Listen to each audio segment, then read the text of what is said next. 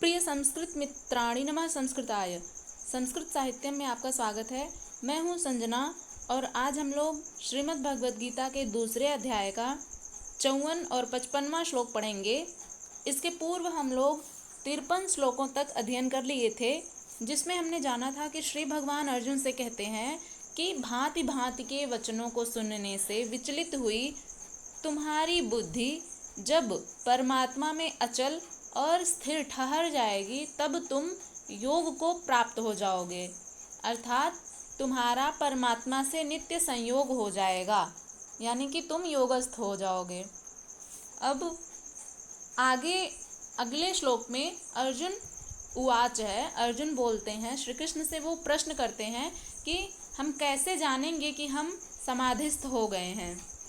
इसी का वर्णन है इस श्लोक में। अर्जुन उवाच, अर्जुन बोले, स्थितप्रज्ञस्य का भाषा समाधिस्थस्य केशव, स्थितधीः किं प्रभाषेत किमासीत व्रजेत किम। इसमें श्री भगवान से अर्जुन प्रश्न करते हैं कि स्थितप्रज्ञस्य का भाषा, यानी कि स्थित प्रज्ञ होता है, प्रज्ञा अर्थात बुद्धि होती है, तो स्थित यानी कि जो स्थित है, जो स्थित प्रज्ञ है, स्थिर रहने वाली जो बुद्धि है, का माने क्या, भाषा अर्थात भाषा, समाधिस्थस्य केशव, समाधि यानी कि समाधि में, स्थस्य अर्थात स्थित, केशव हे केशव, स्थित धीः अर्थात स्थित बुद्धि, धीः माने भी बुद्धि होता है, तो स्थित धीः अर्थात स्थित बुद्धि, किम प्रभाषेत, किम माने कैसे, प्रभाषेत अर्थात बोलता है, किम आसीत व्रजेत किम, किम माने कैसे, असीत यानी कि बैठता है, असीत का अर्थ होता है बैठना, तो कैसे बैठता है, व्रजेत किम, व्रजेत अर्थात चलना, कैसे चलता है। ये रहा शब्दार्थ। और इसकी व्याख्या देखते हैं। अर्जुन श्री कृष्ण से पूछते हैं, अब पिछली वीडियो में हमने पढ़ा था, पिछले श्लोक में, कि श्री भगवान अर्जुन से कहते हैं कि जब भांति भांति के वचनों को सुनने से विचलित हुई तुम्हारी बुद्धि जब परमात्मा में अचल और स्थित हो जाएगी तब तुम योग को प्राप्त हो जाओगे, अर्थात तुम्हारा परमात्मा से नित्य संयोग हो जाएगा, तुम योगस्थ हो जाओगे, समाधिस्थ हो जाओगे। तो इसी को अर्जुन पूछते हैं कि हे केशव, मैं कैसे जानूंगा या हम कैसे जानेंगे कि हम समाधिस्थ हो गए हैं, हमारी बुद्धि समाधि में लग चुकी है, इसका क्या लक्षण है, का भाषा, इसकी क्या भाषा है, क्या परिभाषा है, क्या लक्षण है। तो यही प्रश्न करते हैं कि अर्जुन बोले, अर्जुन उवाच, अर्जुन बोले, स्थित प्रज्ञस्य का भाषा, समाधि में स्थित प्रज्ञस्य बुद्धि का क्या लक्षण है, क्या भाषा है। हे केशव, समाधि में स्थित परमात्मा को प्राप्त हुए स्थिर बुद्धि पुरुष का क्या लक्षण है। स्थित धीः, स्थित बुद्धि वाले का, किम प्रभाषेत, स्थित बुद्धि वाला किम प्रभाषेत, किस प्रकार से बोलता है, यानी कि जो समाधिस्थ हो गए हैं क्या वे हमसे अलग होते हैं, वे किस प्रकार से बोलते हैं।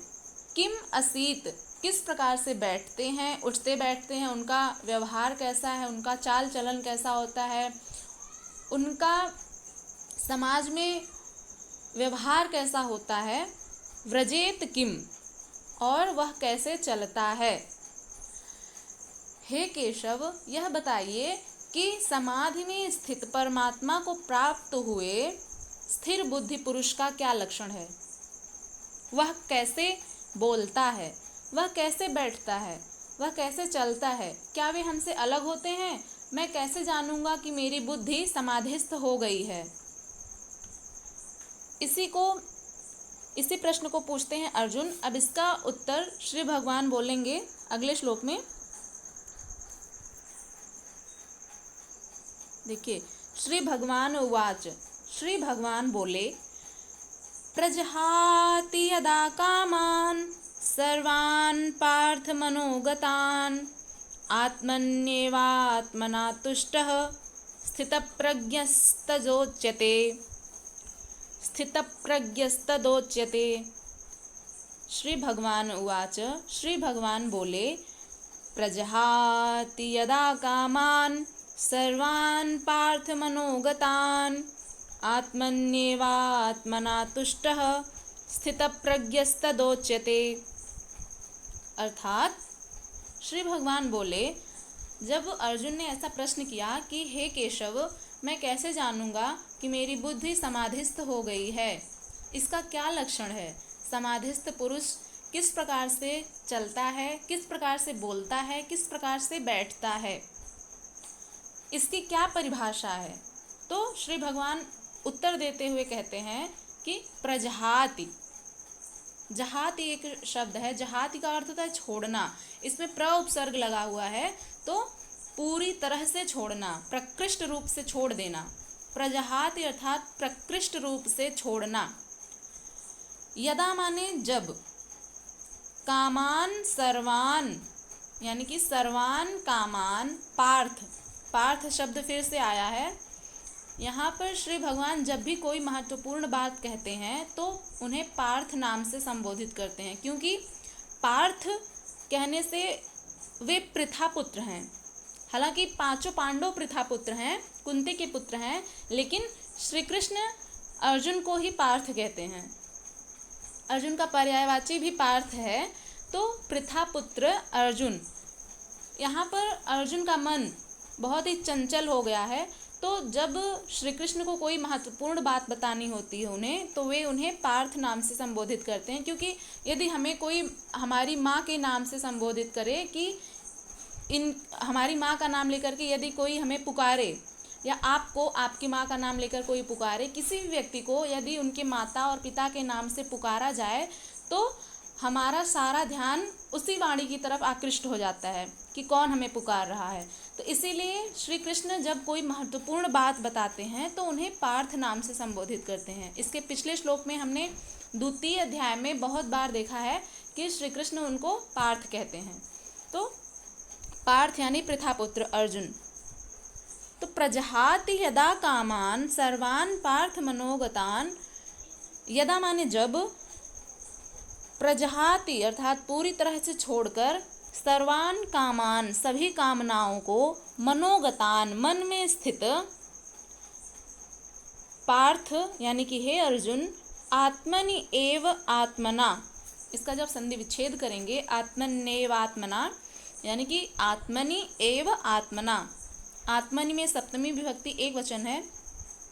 आत्मनि अर्थात आत्मा से, आत्मा में ही, आत्मन्येव आत्मना का अर्थ होगा आत्मा से, आत्मा में ही।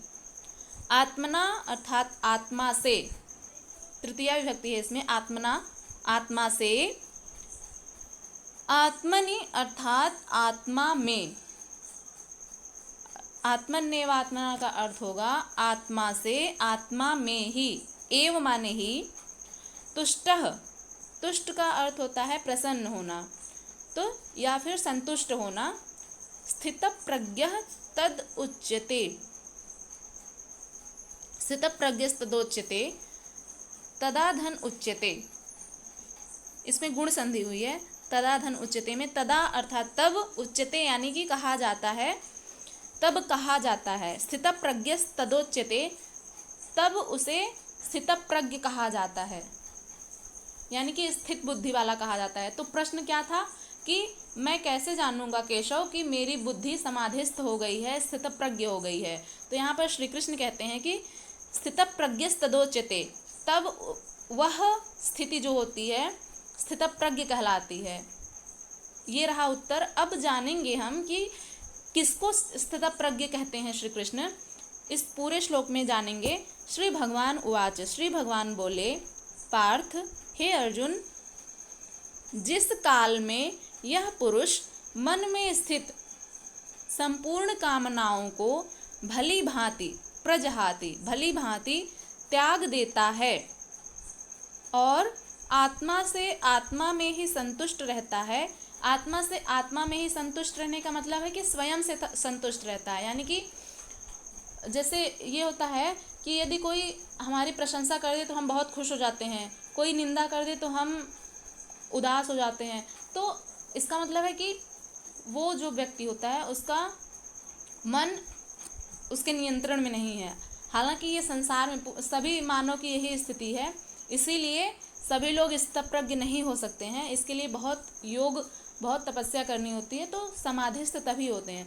तो यहाँ पर श्री कृष्ण अर्जुन से कहते हैं कि हे अर्जुन, जिस काल में यह पुरुष, यानी कि हम सब, कोई भी पुरुष हो सकता है, यहाँ पर सिर्फ अर्जुन को ही नहीं कह रहे हैं, यहाँ पर हम सभी को संबोधित करते हुए श्री कृष्ण कहते हैं कि जिस काल में यह पुरुष मन में स्थित संपूर्ण कामनाओं को, हमारे मन में जो कामनाएं हैं उन्हें भली भांति त्याग देता है और आत्मा से आत्मा में ही, यानी कि स्वयं से स्वयं में ही संतुष्ट रहता है, उस काल में वह स्थितप्रज्ञ कहा जाता है। यानी कि कोई कुछ भी कहे, फर्क नहीं पड़ना चाहिए, कहने का भाव यही है। तो आत्मा से आत्मा में ही संतुष्ट रहता है, उस काल में वह स्थितप्रज्ञ कहलाता है। जो व्यक्ति अपना मन, अपनी बुद्धि स्वयं के नियंत्रण में रखता है, वही व्यक्ति स्थितप्रज्ञ कहलाता है, वही योगस्थ कहलाता है। यही लक्षण है एक योगस्थ व्यक्ति का। अब प्रश्न का उत्तर मिल गया उनको, अर्जुन को और हम सबको भी, कि योगस्थ व्यक्ति के लक्षण क्या होते हैं। अब जैसे यहाँ पर एक शब्द है प्रजहाति, यानी कि प्रकृष्ट रूप से छोड़ना। जहाति का अर्थ तो होता है छोड़ना, और प्र उपसर्ग लग गया है तो प्रकृष्ट रूप से पूरी तरह से छोड़ना। अब इसको पूरी तरह से किसको छोड़ना? कामनाओं को। हमारी जो कामनाएं होती हैं, हमारी जो इच्छाएं होती हैं। अब जैसे कि एक उदाहरण से समझते हैं प्रजहाति को, कि यदि किसी को शुगर है, एग्जाम्पल के लिए समझ लेते हैं कि किसी को शुगर है और डॉक्टर ने मना किया है कि मिठाई नहीं खानी है, तो अब उस व्यक्ति को यदि, अब उसने, डॉक्टर ने तो मना कर दिया कि नहीं खानी है, अब वो कहीं पे जाएगा, कहीं पे भी रिश्तेदार में या फिर शादी में कहीं पे भी जाए, तो यदि वो मिठाइयों को देखेगा तो क्या उसका मन नहीं करेगा खाने को? करता है खाने को, क्योंकि ये मानव का स्वभाव है। बहुत कम ही लोग होते हैं जो अपने मन को कंट्रोल कर पाते हैं, लेकिन मन सबका करता है कि मैं भी खा लूँ, जबकि उस डॉक्टर ने मना किया हुआ है, तो इस वजह से वो नहीं खाता। लेकिन हमारा जो मन है वो अपने मन से नहीं छोड़ पाया है उस चीज़ को, उसके मन में आ रहा है कि मैं खा लूँ, लेकिन डॉक्टर ने मना किया है तो नहीं खा सकते। इसीलिए जहाती होता है, जहाती अर्थात उसने एक तरह से छोड़ तो दिया है कि हाँ नहीं खाना है, डॉक्टर ने मना किया है तो नहीं खाना है, जहाती हो गया है, लेकिन प्रजहाती नहीं हो पाया है, पूरी तरह से नहीं छोड़ पाया। उसके मन में अभी भी मिठाइयों को देख करके लालच आ रहा है कि खा लूँ। तो यही होता है जहाती और प्रजहाती में अंतर। अब हम लोग अगले श्लोक में मिलेंगे, तब तक के लिए नमः संस्कृताय।